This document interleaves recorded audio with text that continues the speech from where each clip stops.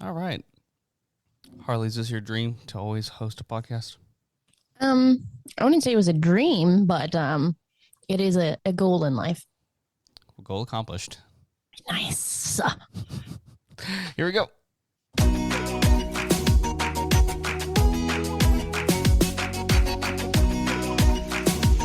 This is the Always More podcast. Hello, everyone. It is June 14th, and welcome to the Always More podcast. Wow! Where we believe there is always more room at the table for honest questions, meaningful conversations, and deeper understanding. So today on the pod, we're talking about a variety of things, okay? We're talking about an attack by birds, ? Spider-Punk, Hunter's birthday, music, and so much more. But first, I am your host, Harley Bean Co., and sitting across from me, all the way in another state, thankfully to technology, we have Tim Lichty. Hello, hello. I was trying to figure out the best way. I was trying to figure out the best way to say that, but then my brain glitched. But yes, thankfully for technology, this would not be happening. It's true. I mean, we would like do letters, and it would be, or I guess with like a phone call. I guess it could work with audio. Oh yeah, that's true. But I don't think if it was like, the original version of phone calls, not like how it is today. Yeah, that would be very hard. We'd have like a little tape recorder. All right, ready and go. Yeah, it'd be more so. We just have to create our own radio broadcast at that point. Oh, yeah. That'd probably be our best way. I mean, those are the original podcasts, if you think about it. That's very true. Well, does radio spread that far? Do radio signals? No, okay. Probably not. Probably not. Disregard, everyone. Technology was way less advanced than I thought. I'm thankful. Like I was saying, I'm thankful. Oh, man. We're missing someone today. We are missing someone. We're missing Chris. Yeah. That is very sad. But it is. I just also want to give out a shout out to Tim. First of all, you haven't missed a single episode. Like it is a miracle. Ever. I don't know how this happens, especially now where I'm working full time. But it is. Yeah. Now that I think about it, it is a miracle. Yeah, genuinely. You haven't missed a single one. And kudos to you. Well, thanks. Genuinely, this podcast would probably not function without Tim. So everyone give him $3. Well, my apologies, because like the last few weeks, as you have probably noticed, our social media reach has not been as strong. It takes time to edit these things and to put them out there. And so I think now that I'm going to start into the motion of my new job, I think I can start possibly finding some time to do it, but we shall see. Life is just hard. We could hire someone, but we need an income for this. Yeah. So we'd probably only hire them for like 25 cents an hour, which is very illegal. So very illegal. Oh man, but I'm ready. I'm excited. We got a good one today. We're doing history again today, which is our forte. Yes, it's like our thing. So you got the right people for this episode, guys. Yes. It's going to be fun. Yep. I'm ready. I am ready. Oh, also, I wanted to note that when we are releasing this episode, it's going to be Hunter's birthday. Happy birthday, Hunter. Happy birthday, Hunter. For the record, I tried to invite that guy on this podcast, and then Harley was like, no, he's not here. He's gone. And I was like, well, he literally comes back the day after we drop this episode. So tomorrow, I guess. Not when we're recording, of course, but when the episode comes out, it will be the 15th. Well, so tell Hunter hate that for us. Just quit his job and come record a podcast. Yeah, and then he'll be tried for like treason by the U.S. government. Yeah, maybe not. We'll get him on here somehow, some way. So very cool. Fine. All right. So we're actually going to move into now our first segment of today's episode, which is Rick and Riv. That's like one of my stim sounds. Where it's like, really? It just feels so good in my brain. Anyways, so Tim, would you like to go first? Absolutely, I would. Guys, listen. This is the talk of the internet. If there's anyone here that's got his finger on the public pulse, it's this guy. Because the thing that I'm recommending for you today is Spider-Man Across the Spider-Verse. Wow. Harley, have you watched it yet? Okay, no. But I haven't watched a movie in the theaters in months. So please, that's actually Wait, do you guys have movie theaters up there? We do. We do have movie theaters up here. But I'm hoping that when Hunter comes back, because we'll also be celebrating our anniversary, that we can go see a movie in celebration. Yeah, that'd be a great choice. Have you seen Guardians yet, though? Hunter has. Hunter's a movie fanatic, though. Right. Okay. But go see Spider-Man then. Yes. Okay, guys, listen, Linda. This movie, if you thought the first one was good, I genuinely went into this movie going, okay, look, I'm expecting it to be good, but I mean, the first one was just so freaking fantastic. I'm not going to get my hopes up. Go ahead and get your hopes up, guys. This movie is it's freaking fantastic. The movie is so fast paced, but it has such a huge emotional tug at every single 10 seconds. And the voice acting is phenomenal. The story is just chef's kiss. And I'm just, if you didn't know, there's one more coming after this called Beyond the Spider-Verse. Really? Yeah. And I just, this might be the perfect trilogy. Look, I love Lord of the Rings, but this thing is good. And so, Spider-Man Across the Spider-Verse, go watch it in theaters, because if at anything, it is a visual masterpiece. The animation is just, they use so many different styles with different characters and different scenes, and it's mind-boggling that this movie exists for a whole bunch of different reasons. That's so exciting. Yeah. I need to go see it. I've been meaning to go see it, but I prefer to go to movies with people, obviously, makes sense, I guess, and enjoy them with others. So yeah, I think I'm going to wait for Hunter to get back, and now I'm going to just force him. Force. He will want to see it. That's not even a question. But yes, I want to watch it. I have a question. I have an answer. Is Tom Holland in this one, since he's technically Spider-Man? Do you want any spoilers? No, I don't think I do. I will tell you that there are very wonderful surprises in this movie, especially if you've seen the other Spider-Man movies. Right. I'm talking about all of them. Oh, like the old ones too? All of them.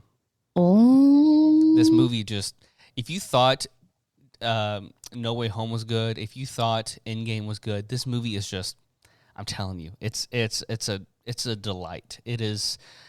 You get your piece of cake at the beginning of the movie, and then you get more cake. And then you're thinking, all right, this is good stuff, and I don't think I can have any more. And then the cake just goes down your throat, and you're like, yep, I definitely needed more of this. And it's just fantastic. God.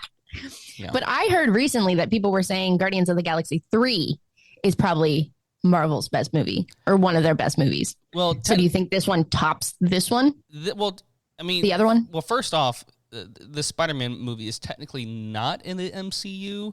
However, they kind of tug around with it in this movie to where it could possibly be. I mean, they're playing with obviously different multiverses, and so it can technically exist in the Marvel universe. Right. And I don't want to spoil how that can happen, but to compare the two, it's just it's a tough one. It really is. They're just both so good, but in almost two different ways. Yeah. Because for Spider-Man, it really is just, I mean, obviously the story is fantastic, but the art behind it is just mind-bogglingly good. We will not see another, I mean, unless someone just tries to copy it, copy its style, but it's just, it truly is a break in filmmaking. It's fantastic. That's cool. I love that. Period. Yeah. Okay. What you got? So, mine is actually a music related thing. So this is for Apple Music users. Sorry, Spotify users. I know. But I didn't realize that Apple Music does this thing called Just Ask Siri. And I guess originally it was intended for you to use your Siri to be like, hey, Apple hey, Apple Music, play something for the weekend, or play something for going out, or Sunday morning, or whatever. But it's basically Apple Music created a series of playlists under this title of like Just Ask Siri. And it's like different things like I said, like Sunday morning music, or let me see if I can pull it up. Hold on. I found it under my browse option on Apple Music, but yeah, it's like Sunday brunch, self-care, bike ride. And it's like a variety of things. Or it's like 30-minute workout, 60-minute workout. And it's so cool. And it like gives you an opportunity to discover like music that you probably don't know about, or like things that you really haven't heard, or a different kind of genre of music. And it's very cool. Like one of them is called grocery shopping. Yeah. Like, are you kidding me? That's so cute. And then it has like a little description saying like, hey Siri, play the grocery shopping playlist. Like, so cute. Interesting. Now, let me ask you this, because I don't mean to be a party pooper, because I just don't know. Is this like a new feature with Apple, or is this just I don't a new think thing it's with new. you? I think it's a new thing with me. Gotcha. Okay. Gotcha. I think because I was like looking it up, and I think it came out honestly in 2021. Oh, okay. From an article that I saw. But I'm just now discovering it. Gotcha. Recently, and like talking about it and such. But if you didn't know Apple did that, now you do. Now you do. Yeah. Because I feel like most times people don't go to the browse option or like the listen now option on Apple Music. And it gives you like, it's literally like the perfect place to find new music and stuff like that. Because I was actually on TikTok and it was like, it's been a couple months now that I've been like using it. But I was on TikTok and people like come up with playlists all the time. And they're like, oh, here's this link to my Apple Music playlist in my bio. And you go to click on it. And that's a stupid thing with Apple Music is it'll be like, you have to sign in to view this person's playlist, or you can't look people up by username. Yeah. Stupid. Very annoying. Very dumb. But anyways, and I was like, wow, now what? And so then I think I went to the listen now option, which takes you to your like Apple account, and you can, see your actual account of music and whatever. Yeah. But I had clicked on the browse option, and I was scrolling through that because it was like, here's this like radio station and blah, blah, blah. And I was kind of just scrolling through it because I was like, well, I don't know what to, because I was in one of those funks where you just don't know what to listen to. Yeah. And it's like, I don't want to listen to music I already have. I can't think of anything to search of. So whatever. And so I was just scrolling through it, and I found that, and it was like, here's specific types of situations and moods where these music, like this wow, English is so hard today. This type of music applies to this like situation. And I was like, whoa. And I've been using it ever since, to be honest, because my brain just can't be like, oh, I want to listen to this song or this, or like, when you're listening to a song and it's like, I want to listen to more songs like this. Perfect. Perfect. Well, I don't know if Apple does this, but like on Spotify, I'm a Spotify premium guy, but like I can make a playlist, and then on the very bottom it'll have like this little cutoff section, but it'll be like recommended songs, and so you click it, and it'll play that, and then it has this nice little button next to it to where if you want to add it to that playlist, all you have to do is hit the add that's cute. I don't know if Apple Music necessarily has that, but it does tell you like at the bottom of a playlist what who all of the artists are in that playlist, and you can click on specific artists if you liked their songs. Yeah. But it's not like, I actually don't know if it's like if you make a playlist and it does that same thing. Right. But that's like if you're on a playlist and it tells you. Now, I do remember back in the day, like even before Apple Music was a thing, you could I remember because I used to play with Apple Music a lot before streaming stuff really came out. And I remember this ability to where you would like pick one song, and you would like be able to like make a playlist out of that one song, and Apple would just suggest songs for you, like it suggest a whole playlist. I don't know if they still have that or not, but I remember doing that back when I was a kid. They might still have that. I don't know. I'm a very basic person when it comes to music, so I'm just like, I gotta be in the mood for something. And oftentimes I end up listening to like the radio, right, and just like dealing with that and being like, oh, this specific radio station. I'm not exactly a music connoisseur. So I was like, Apple Music is basic and easy. So I'm just going to go with that one. Plus, I feel like I used to love Spotify when it first came out. And then it like started to change and become very specific, and they were changing some things. I definitely think they have all the kinks and stuff worked out now. Like it's basically the perfect music app. Right. But I just haven't had the effort or the means to switch back. Even though so many people make playlists on there that are like bops. Yep. It pisses me off. I'm like, please make it for Apple Music. But yes, if you're ever in a mood where you're just like, I don't know what to listen to, go to Just Ask Siri on your Browse tab and just scroll through those and find something that applies. Good to know. Good to know. Yes. Thank you for that. You're welcome. If I ever use it, I will. Yeah. It's very like just simple. Just so simple. Now we're going to move into our next segment, which is Tim's. Well, actually. So I found you like that little. Yeah, that's very good. Okay, so I got this from JJ Pryor on medium.com. I actually kind of heard about this a long time ago, but I thought it'd be fun for you if you didn't know. You may be familiar with the infamous vomitorium. Are you aware of this, Harley? No. Okay. What? It's a place where esteemed Romans supposedly indulged in excessive feasting, leading to the point of regurgitation in an ancient all-you-can-eat buffet. Unfortunately, without the, delicious, foods that we like. However, the truth is far less captivating, particularly for food enthusiasts. The term vomitorium originates from Latin, no surprise there, and it derives from the word vomo, which means to spew out or discharge. Now, I know, that's why you would assume that it would mean something along the lines of vomiting. However, this word's connotation might suggest a glutinous consumption of Italian sausages reaching the point of excessive pleasure. It actually refers to the passageways situated behind seats in stadiums, enabling swift movements behind different sections of the structure. So how in high school, I don't know if it's that modern anymore, but I guess at football stadiums, you have this little walkway behind seating stadiums. You know what I'm talking about? Walkway? Like you, instead of walking out through the front, you go into the little not column, the little walkway that goes, here's the stands. Yeah. And it's the little walkway where you both come in and out of the stands. You mean the stairs that lead up to them? Yeah.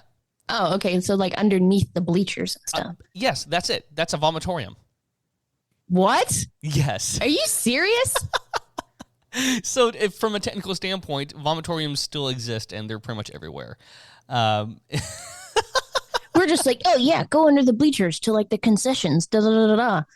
A vomitorium. I mean, it's not the Why technical is term it- for it, why? but that's what it is. Why? But it's associated with vomiting. Did they That's only because of our English, not transliteration. It's not the translation; it's a transliteration. We just assume that because the word sounds like vomit, that it has to do with that. But it comes from the Latin word vomo, and it means to spew out or whatever. spew out what though? Well, it's the population would spew out and discharge from the arena.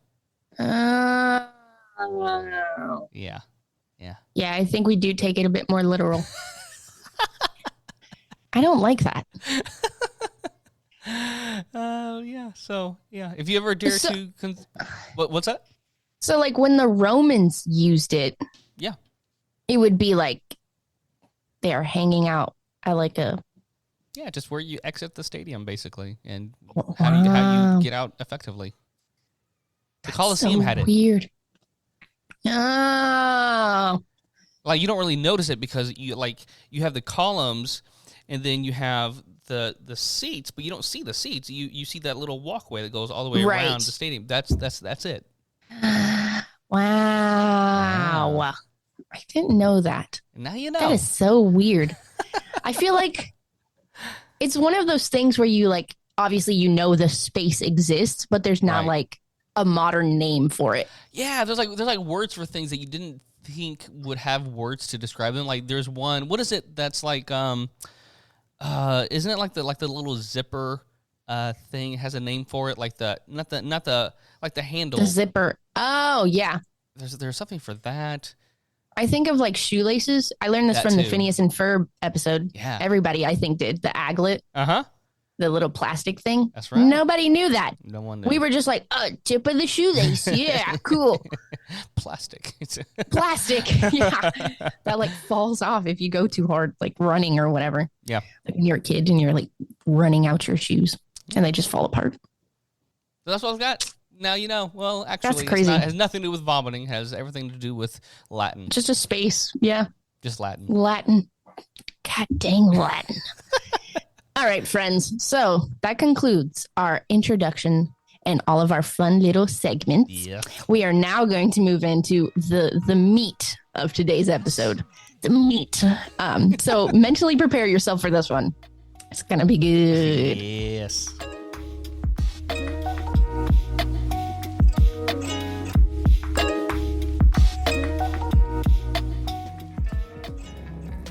Thank you all for listening to our podcast. Be sure to subscribe and leave a rating on your favorite podcast platform and YouTube. And don't forget to follow us on Instagram, TikTok, and Facebook at AlwaysMorePod. If you'd like to ask us a question for us to answer on the pod, you can email us at alwaysmorepodcast@gmail.com, or you can call us on our Always More hotline and leave a voicemail question at 254-218-4042. You can also follow all of our social medias individually and as the Always More podcast. Thanks for listening. Let's get back to it.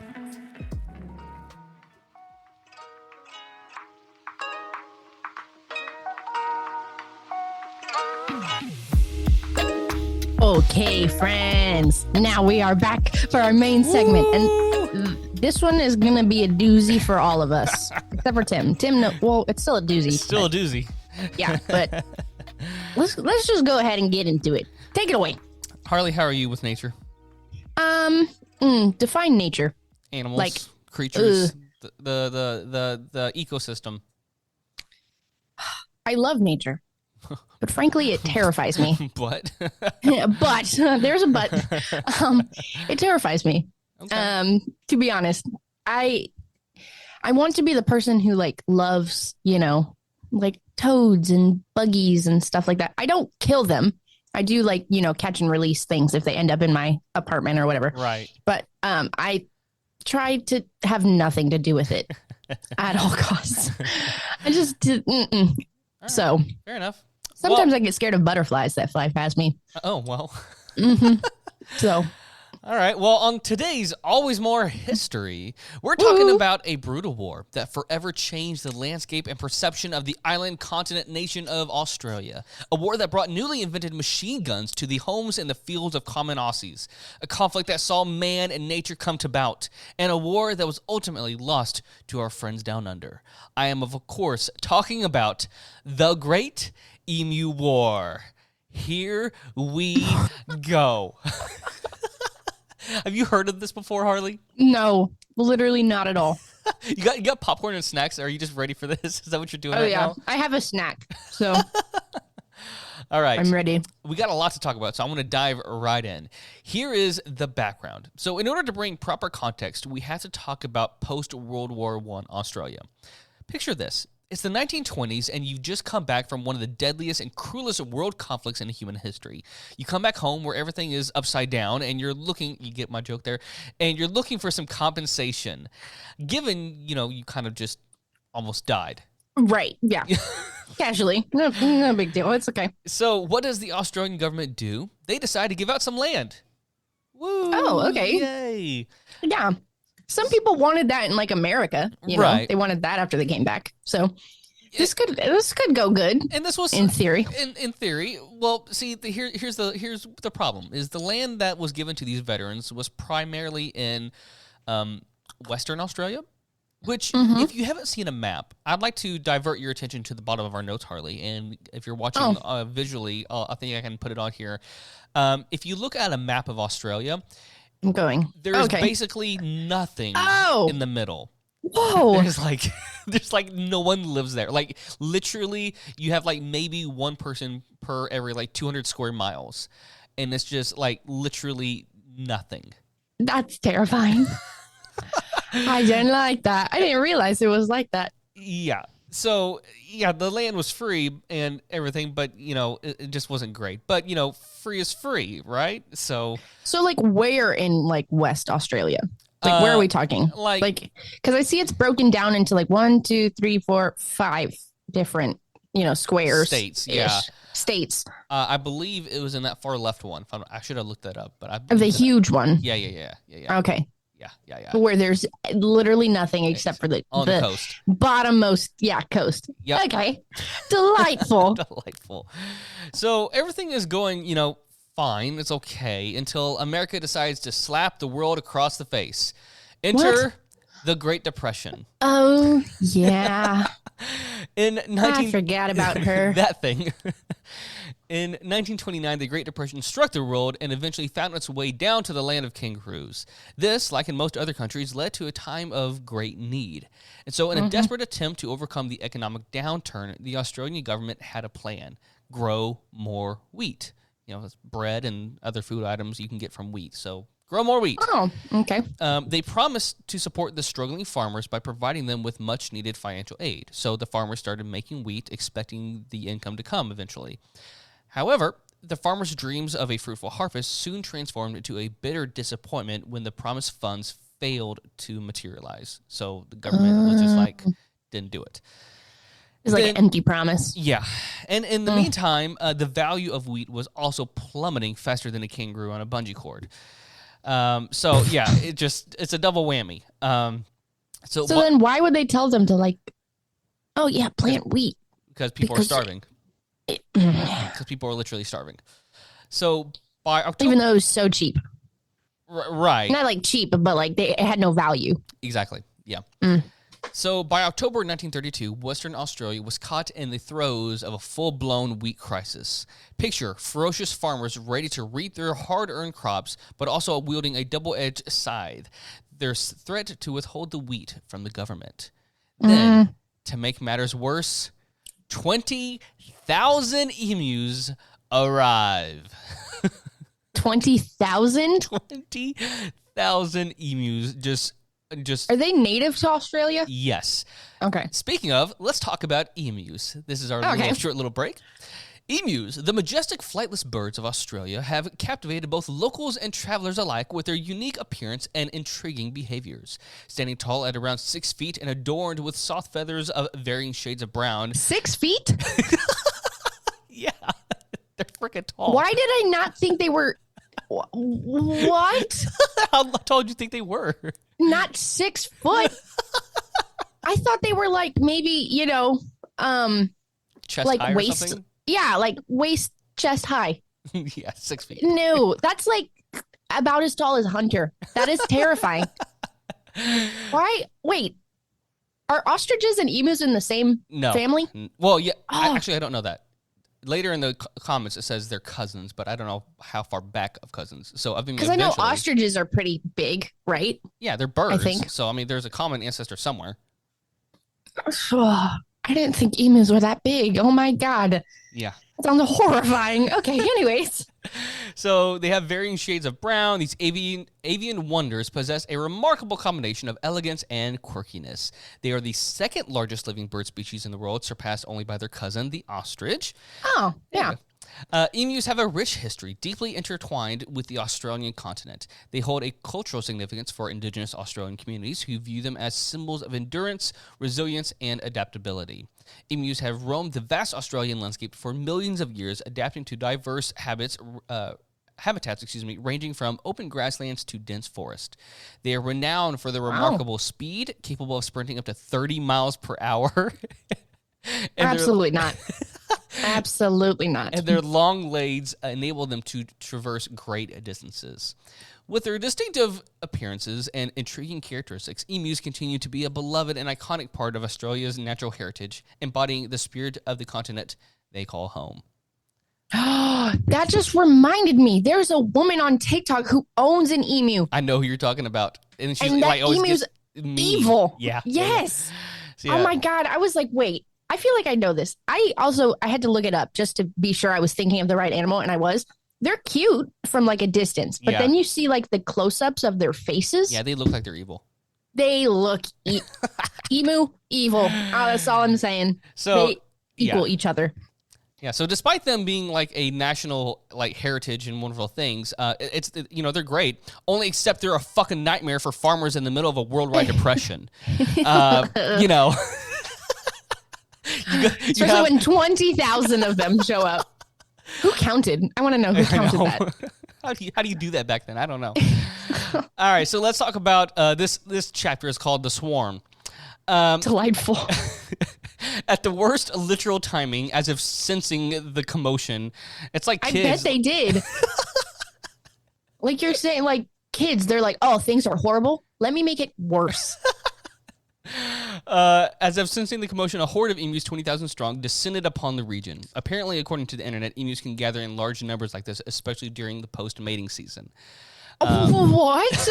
What? This is a normal thing? I guess so.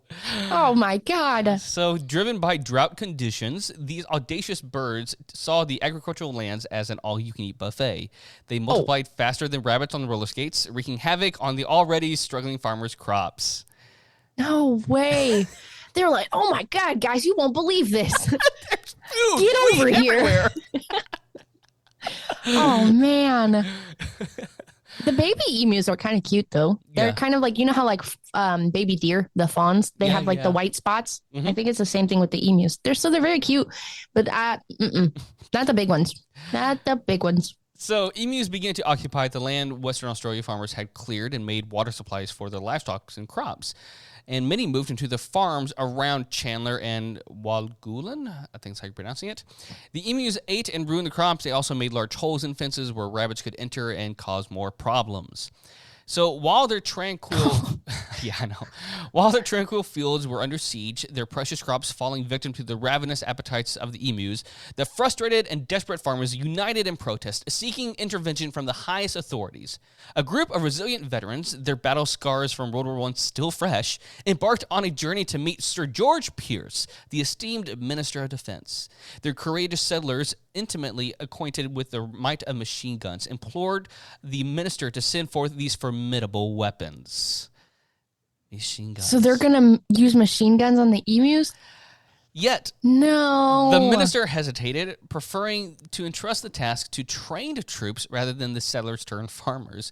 He envisioned a collaboration where the Western Australian government would shoulder the expenses of mobilizing the soldiers, while the farmers generously offered them shelter, sustenance, and partnership forged in the face of the emu-induced crisis. What sustenance? It's all been eaten by the emus.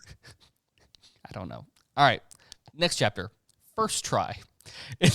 What?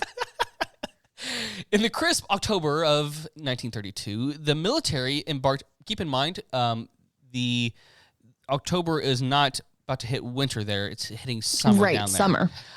So in the crisp October of 1932, the military embarked on its peculiar battle against the emus. Leading this whimsical war was Major G.P. Wine Aubrey Meredith. What a name. Well, yeah, I was about to say. A resolute commander from the 7th Heavy Battery of the Royal Australian Artillery. Assisting him were the dedicated soldiers Sergeant S. McMurray and Gunner J. O'Halloran. So it's an army of 3, forming a courageous trio armed with 2 Lewis guns and a mighty stockpile of 10,000 rounds of ammunition. What the freak? Their ranks were further bolstered by the valiant soldier settlers who lent their aid to the cause. So, I mean, it's 3 soldiers plus whoever they get their hands on. Oh, my God. However, nature had other plans in store. Of course. Unrelenting rain showers disrupted the operation, causing the emus to scatter far and wide, much to the chagrin of the troops. It wasn't until the rain ceased in November 2nd, 1932, that the troops received their marching orders to assist the farmers in need. Reports emerged in newspapers whispering of a curious directive. The soldiers were tasked with collecting 100 emu skins, their feathers destined to adorn the hats of light horsemen, crafting a fashionable legacy from this peculiar conflict. So they were like, hey, even though you've done nothing except for nature helped, go ahead and kill them anyways so that we can look cool. Yeah, I mean, they're still around. They just dispersed for a while, but they're kind of coming back. And so they're trying to get ahead of it. You know what I'm saying? Okay.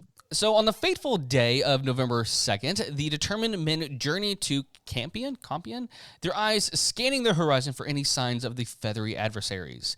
Their vigilant gaze was met with the sight of approximately 50 emus, but alas, the elusive creatures stood at a distance beyond the reach of their guns. Undeterred, the resourceful local settlers attempted to corral the emus into an ambush, a valiant effort that ultimately fell short. What? Yeah. Like agile phantoms, the birds swiftly split into smaller groups. Their nimble legs carried them away from the hailstorm of bullets. So they got away this time. Nice. Okay. I'm kind of rooting for the emus, to be honest. I feel like this whole thing is at fault of like the government. Yeah. You know what I mean? Yeah.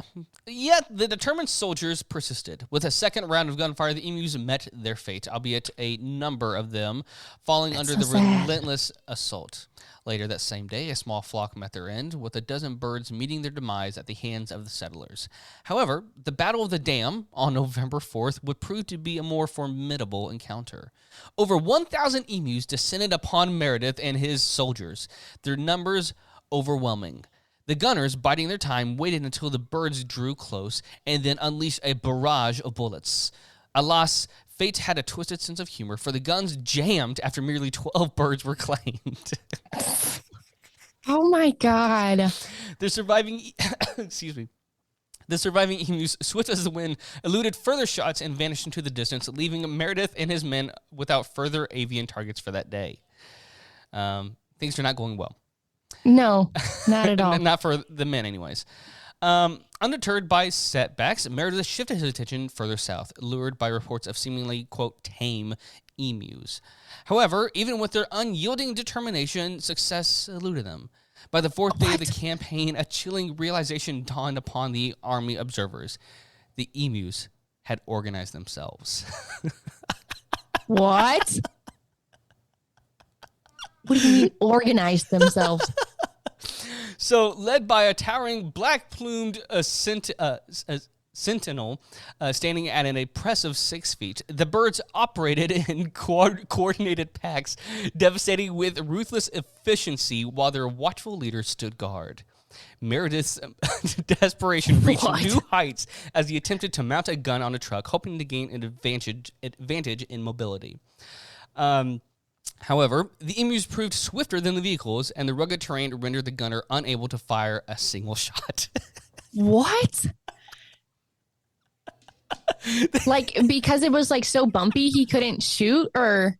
Yeah, I guess. I guess Oh it maybe my jammed. God. I mean, the machine guns had just been invented. Like That is true. They're not like these AR-15s or whatever. They're super smooth, and you can really go around with them. You got to hold them steady. You got to have them basically mounted to fire them. And so the Lewis gun, if you should look it up, it's this huge thing. It's hard for one person to carry. Okay.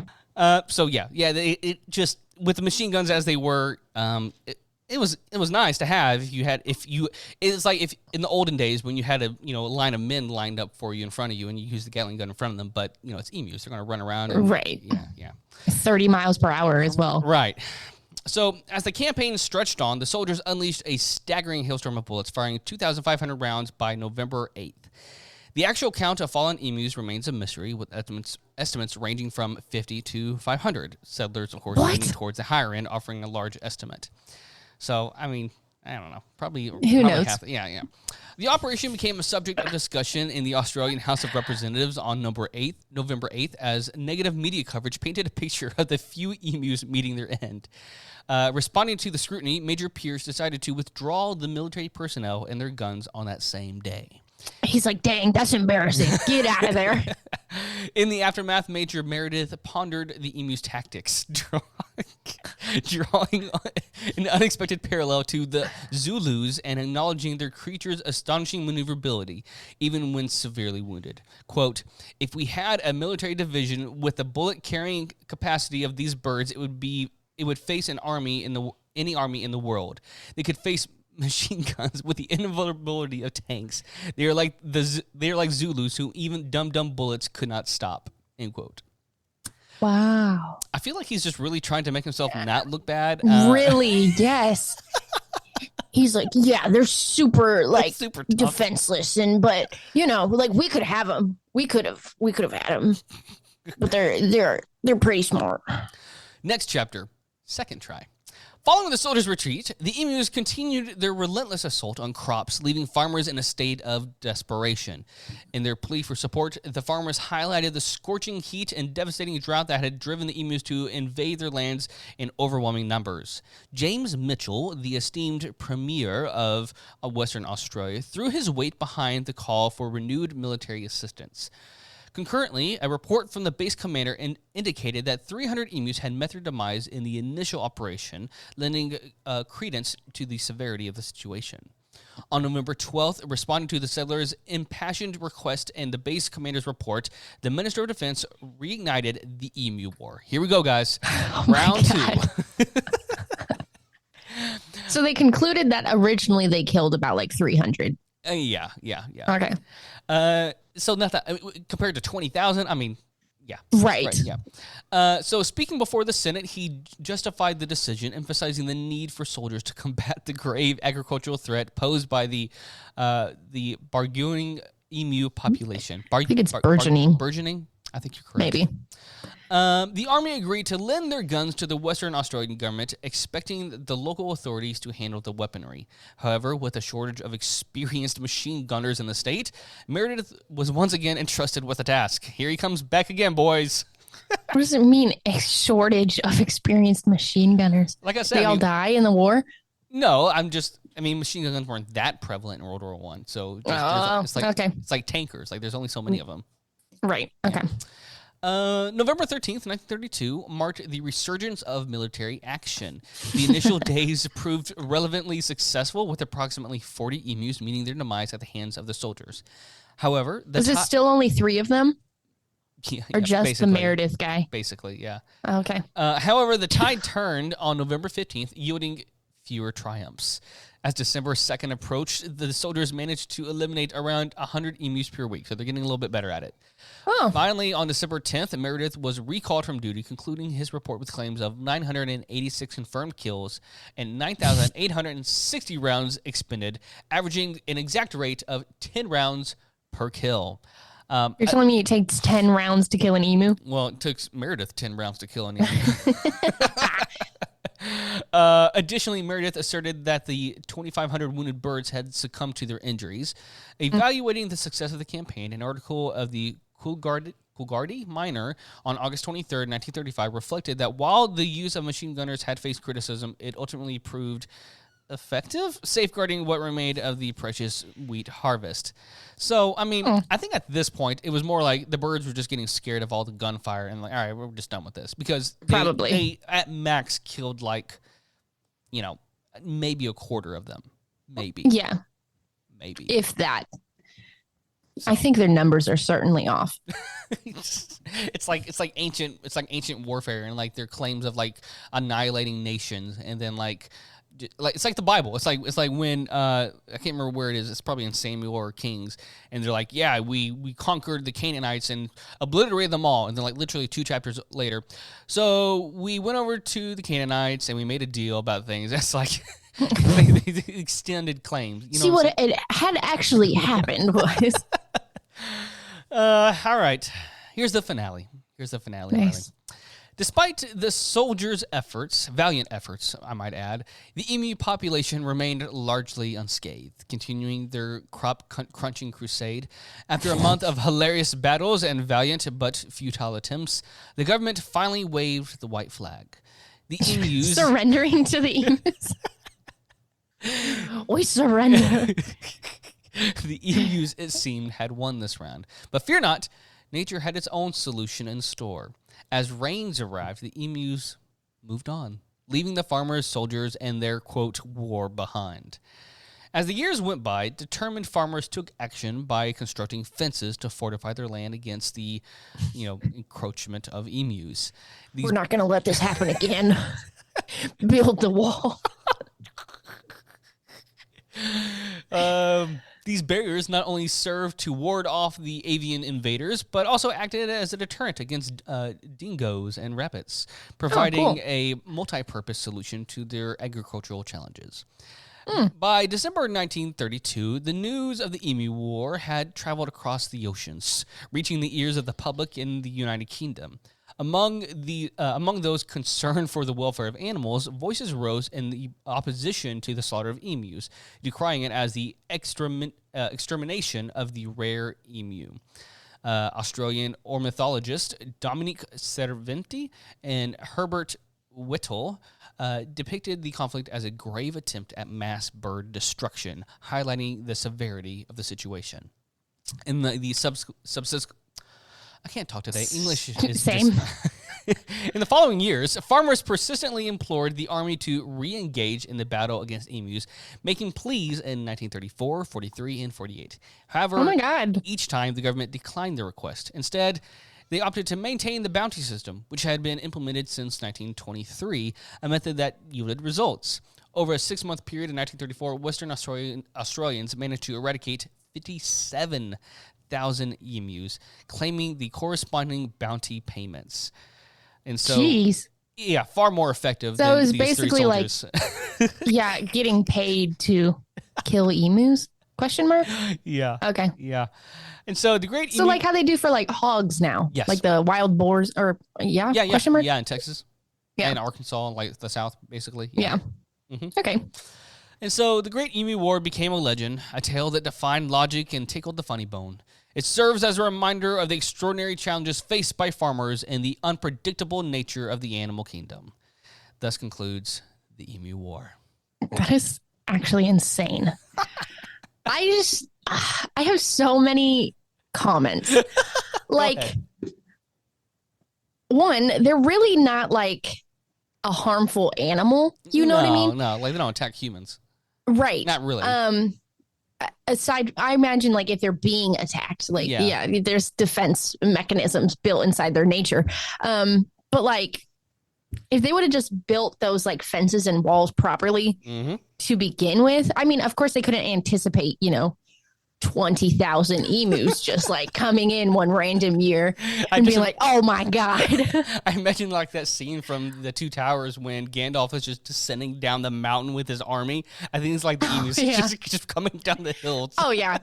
Like terrifying, admittedly. I get it. Yeah. I also imagine it didn't happen like, as it like a huge swarm, probably. It was probably over like a series of days or weeks, or Yeah. they just kept coming.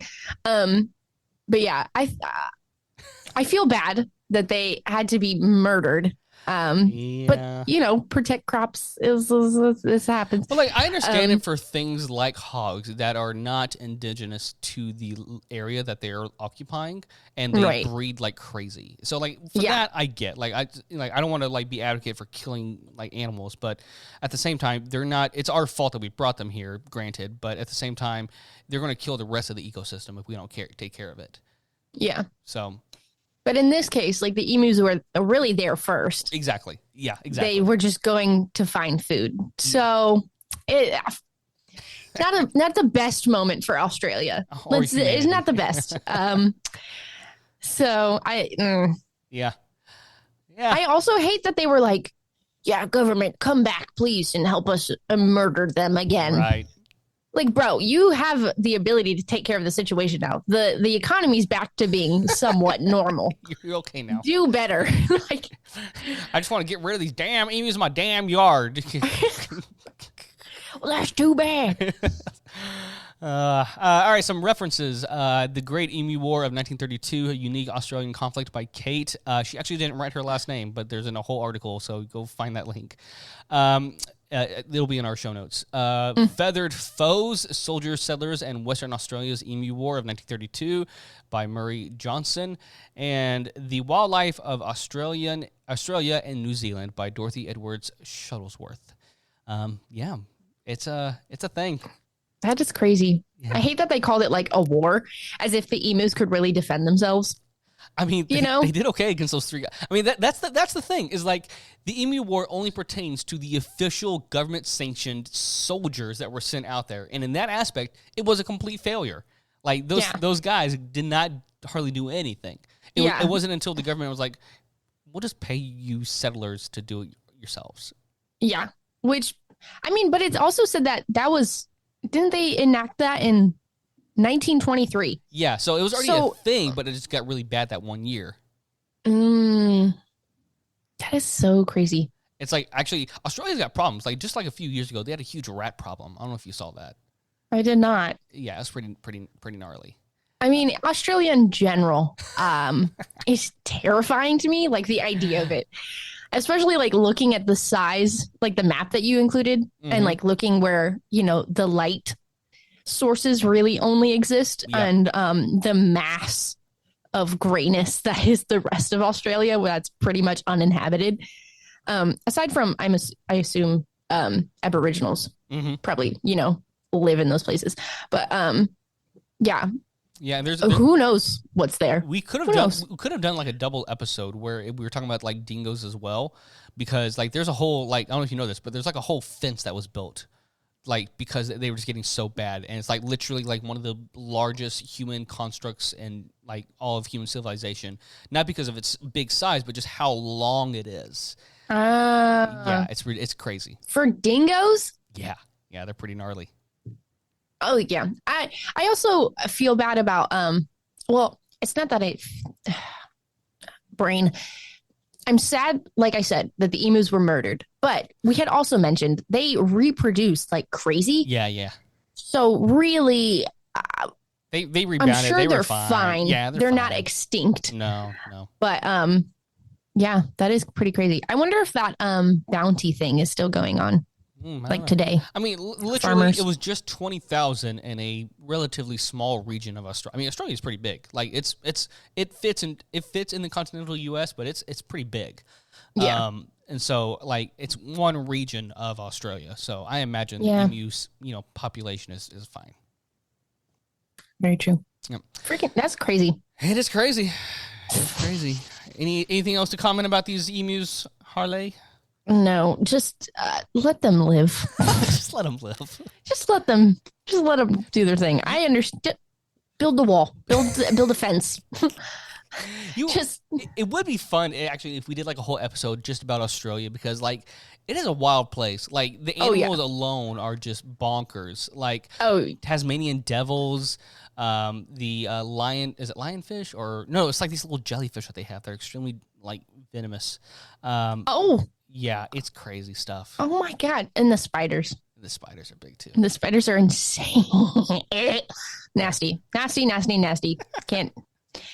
Good luck, Australia. Good luck. Keep You're doing great. I mean, clearly you've made it this far. So They're doing who am I to right. say anything? I'm from America, so I have no comments, really. That is crazy. All right, friends. Well, please be sure to let us know your thoughts on any of our social media platforms when it comes to this insane topic of the emu war. Yeah. But we are going to move into a break, and then we're going to wrap up our episode. Woo!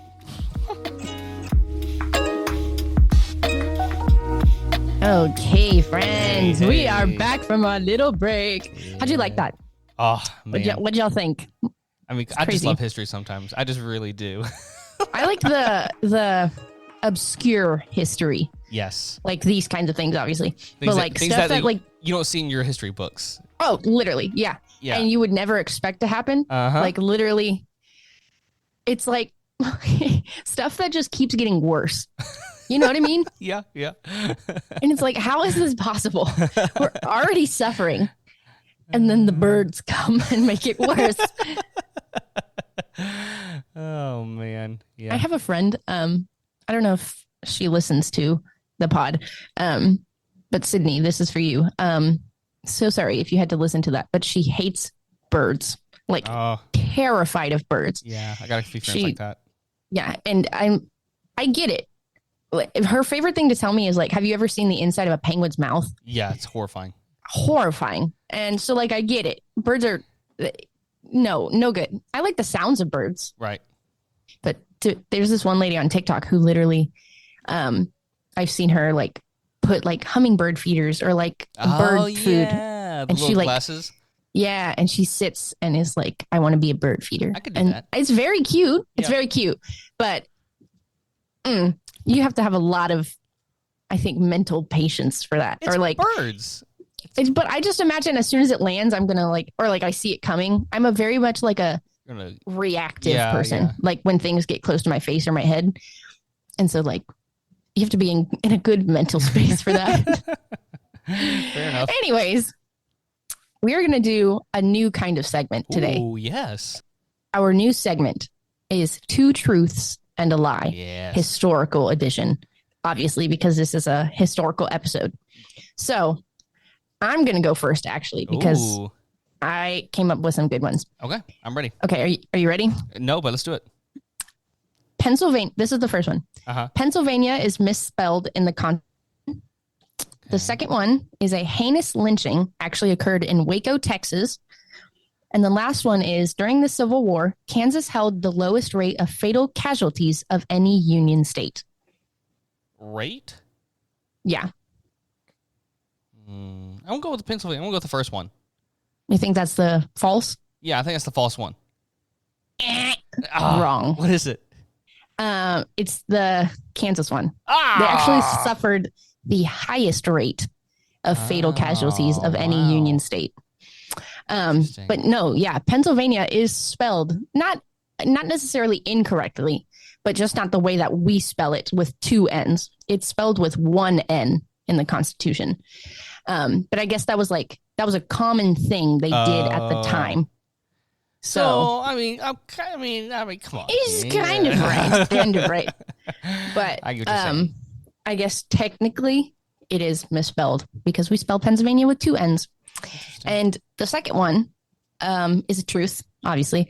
It is Jesse Washington in 1916. It was like a horrible, horrible lynching, essentially. I assumed that one was going to be accurate. Yeah. I just feel like a lot of people don't know about it because they associate like lynchings with like states like Alabama or Mississippi. And Texas is horrible. yeah, no, real bad. Real not good. Yep. So you were close. You had it, I guess, kind of right by almost default. All right, I got one for you. You ready? Yes. Okay, here we go. Tug of war was once an Olympic sport. Oh my God. Einstein failed math as a student. Or a horse became a senator in ancient Rome. The first one. No, incorrect. What is it? Einstein failed math as a student. He totally didn't do that. I feel like he did. I thought that one was true. It was like a viral thing That was went like up. this was literally the one thing that I was like, oh yeah, I'm sure of this one. Failed. Yeah, tug of war was definitely an Olympic sport. You can go look up Are you pictures joking? of it. Not joking. Totally legit. Go look it up. A horse became a senator in ancient Rome. Actually, that could be a fun story we could get into another time. Oh, yeah. But yeah, Einstein, the only thing with him was he was just kind of like socially awkward and stuff. And so like with verbal communication, he was a little, I need a better word for this, but behind than everyone else. But yeah, he never failed math or anything like that. Well, wasn't he like German ? Yeah. So he was German. actually, yeah, A because Jewish he was a refugee in America. Mhm. Yeah. So I guess they're the language barrier. I mean, what was he like lacking in social cues Yeah. I think in so. German as well, or I'm pretty sure. just all over? Yeah, he didn't move to America until World War II, and so that was quite a time jump away. Well, poopy. Yep. I was really like, yeah, that's the war. one. That's true. Good times. Good times. That sucks. Okay. Anyways, so hope you guys played along and enjoyed that a little bit. We're now going to move into our fan questions, which is not really our fan questions today because we actually stole these from Reddit. So we that need your means questions, guys. Come on. we need your questions. But this is obviously supposed to be the part of the pod where we answer your questions. But today we will sub that with something else. So if you can come up with literally random questions like the next two, we will love to answer them. Yeah. But yes, we will ask again for questions soon. Be on the lookout for that. Yep. Okay. So we only got 7 minutes, so we got to do this quick. Yes, we got this. Okay, our first question is 34% of adults sleep with a stuffed animal or other sentimental object. Are you one of these people? What do you sleep with? For Tim? me, I don't sleep with any items. I like to have my phone and watch nearby, But I do sleep with like shows, like peculiar shows. I don't know if that counts. Like I watch Scrubs. Sleep with the TV on? Yeah. Well, I set a timer on it, but yeah. I cannot sleep with the TV on. Oh yeah, it's background noise, and it's just but it's background noise that goes away. Like I do a bad job of waking up if there's background noise, and so but if it's silent, then I'm good. But yeah, I like to fall asleep to like Scrubs or The Office. Wow. Interesting.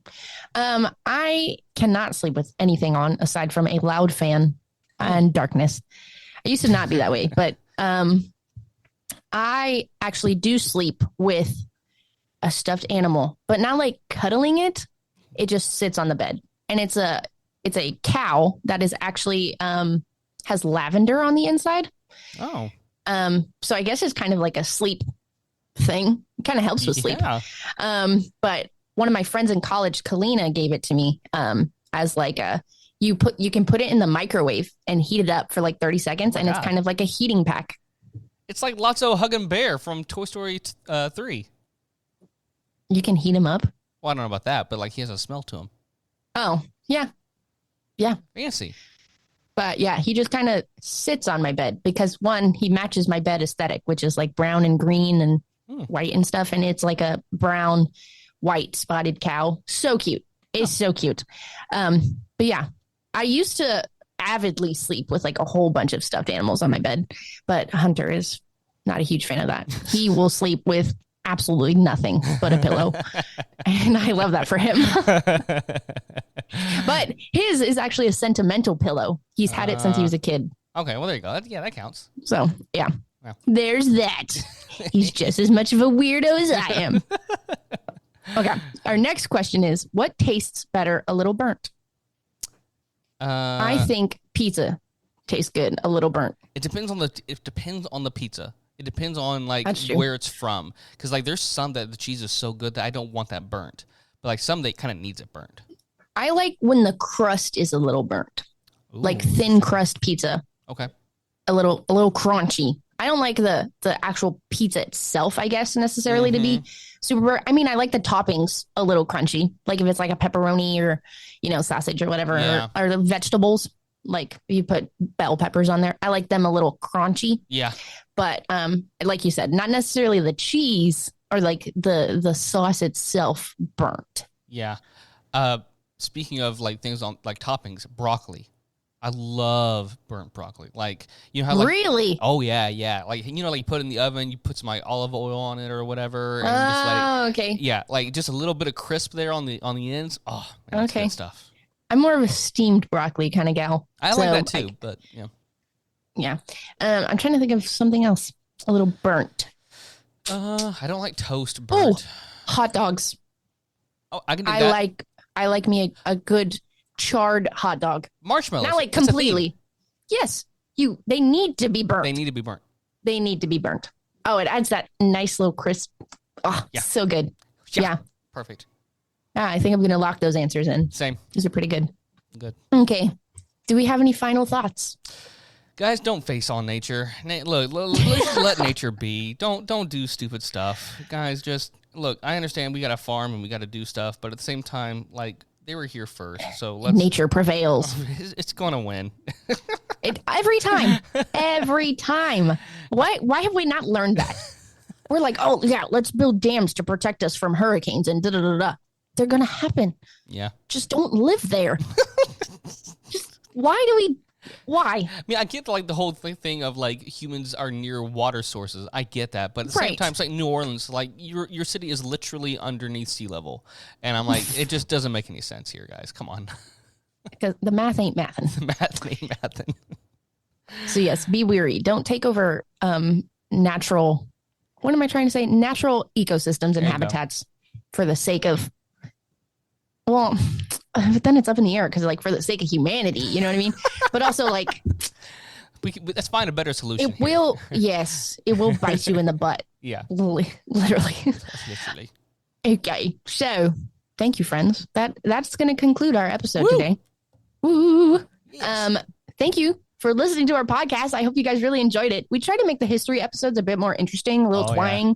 You know what I mean? Because some people just, it's not for everyone. But we try to make it fun history. Yes, we try to make it fun.